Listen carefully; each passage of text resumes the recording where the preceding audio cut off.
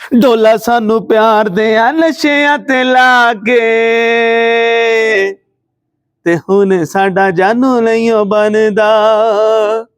ਉਹ ਅੱਛਾ camera on ਹੈ।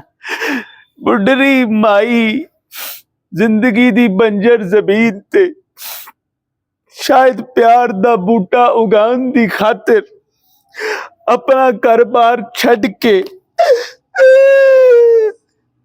ਆਪਣਾ ਘਰ-ਬਾਰ ਛੱਡ ਕੇ ਤੇ ਸਾਡੇ ਦੁਆਰੇ ਸਾਡੇ ਮੁਲਕ ਚ ਆ ਗਈ, ਅੱਗੇ ਆ ਕੇ ਆਪਣਾ ਮਹਿਬੂਬ ਲੱਭਣ ਲੱਗੀ। ਤੇ ਮਹਿਬੂਬ ਸਾਲਾ ਇੰਜੀ ਗਾਇਬ ਹੈ ਜਿਵੇਂ ਖੋਤੇ ਦੇ ਸਿੰਘ ਸਿਰ ਤੋਂ ਸਿੰਘ ਗਾਇਬ ਨਾ ਹੈ। ਮੈਂ कहना कि जनाब ਜਿਹੜਾ ਅੱਜ ਕੱਲ ਹੈ ਫੇਸਬੁੱਕ ਵਾਲਾ ਪਿਆਰ ਹੈ ਨਾ, ਇਹਦੀ ਫੇਸ ਤੇ ਵੀ ਲਾਨਤ ਤੇ ਇਹਦੀ ਬੁੱਕ ਤੇ ਵੀ ਲਾਨਤ ਹੈ। ਅੱਜ ਮੈਨੂੰ ਗੁੱਸਾ ਹੀ ਬੜਾ ਹੈ। ਆਓ ਸੱਜਣੋ, ਅੱਜ ਤੁਹਾਨੂੰ ਇੱਕ ਸੱਚੀ ਮੁਹੱਬਤ ਦੀ ਗੱਲ ਸੁਣਾਵਾਂ ਕਿ ਔਰਤ ਅਮਰੀਕਾ ਦੇ ਸ਼ਹਿਰ ਉਂਝਾ ਚੋਂ ਇੱਥੇ ਆ ਜਾਂਦੀ ਹੈ ਕਰਾਚੀ ਕਿ ਮਹਿਬੂਬ ਲੱਭਣਾ, ਤੇ ਮਹਿਬੂਬ ਗਾਇਬ ਹੈ ਜਨਾਬ। ਉਹਨੇ ਕਿਤੇ ਸੋਸ਼ਲ ਮੀਡੀਆ ਤੇ ਮਹਿਬੂਬ ਦੀਆਂ ਸੋਹਣੀਆਂ ਪਿਆਰੀਆਂ ਲੰਮੇ ਕੱਦ ਵਾਲੀਆਂ ਤੇ ਹੈਂਡਸਮ ਕਿਸਮ ਦੀਆਂ ਤਸਵੀਰਾਂ ਜਿਹੜੇ ਵੇਖੀਆਂ ਤੇ ਮੇਮ ਜਨਾਬ ਦਿਲ ਹਾਰ ਬੈਠੀ।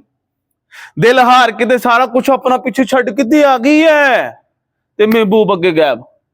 ਓ ਫਿਲਟਰ ਬਣਾਉਣ ਵਾਲਿਓ, ਤੁਹਾਡੇ ਤੇ ਲਾਨਤ। ਤੁਸੀਂ ਹੋ ਜਿਹੜੇ ਜਨਾਬ ਸ਼ਰੀਫਾਂ ਨੂੰ ਨਿਹਾ ਪ੍ਰਿੰਸੈਸ ਬਣਾ ਦਿੰਦੇ ਹੋ ਹੈ।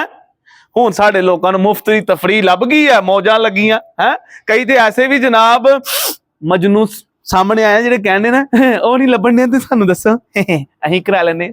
ਮੈਂ ਤੇ ਕਹਿੰਦਾ ਕਿ ਜਿਹੜੇ ਆਮ ਬੰਦਿਆਂ ਦੀ ਉਮਰ 30 ਸਾਲ ਹੈ ਔਰ ਉਹ ਸਿੰਗਲ ਨੇ, ਉਹਨਾਂ ਦਾ ਤਾਂ ਵਿਆਹ 'ਚ ਵੀ ਦਾਖਲਾ ਮਮਨੂਅ ਹੋਣਾ ਚਾਹੀਦਾ।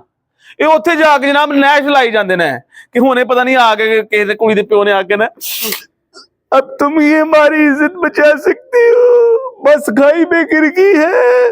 ਨੈਸ਼ ਲਾ ਦੇਣਗੇ ਉੱਥੇ ਵੀ ਜਾ ਕੇ ਜਨਾਬ ਕਿ ਜਿਵੇਂ ਸਾਡੇ ਨਾਲ ਹੋ ਜੇ ਵਿਆਹ ਕਿਤੇ ਹੈ। ਲੇਕਿਨ ਸੱਜਣੋ ਆਖਰ ਤੇ ਇੱਕ ਹੀ ਗੱਲ ਹੈ ਕਿ ਫੇਸਬੁੱਕ ਤੇ ਮੁਹੱਬਤ ਲੱਭਣ ਨਾਲੋਂ ਸਭ ਤੋਂ ਪਹਿਲੇ ਤੇ ਅਕਲ ਲੱਭ ਲਓ ਹੈ। ਤੇ ਜੇ ਮੁਹੱਬਤ ਸੱਚੀ ਹੋਏ ਨਾ ਤੇ ਸਰਹੱਦਾਂ ਵੀਜ਼ੇ ਇਹ ਗੱਲਾਂ ਫਿਰ ਬੇਈਮਾਨੀ ਹੈਗੀਆਂ।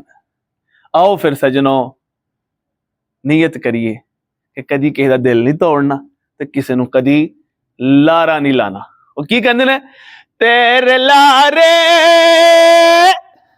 ਵੇਲ ਚੋਰੀ ਸ਼ਰੀਫ ਦੇ ਨਾਂ ਦੀ ਵੇਲ, ਤੇਰੇ ਲਾਰੇ ਰੇ ਕੰਵਾਰੇ। ਖੁਸ਼ ਰਹੋ।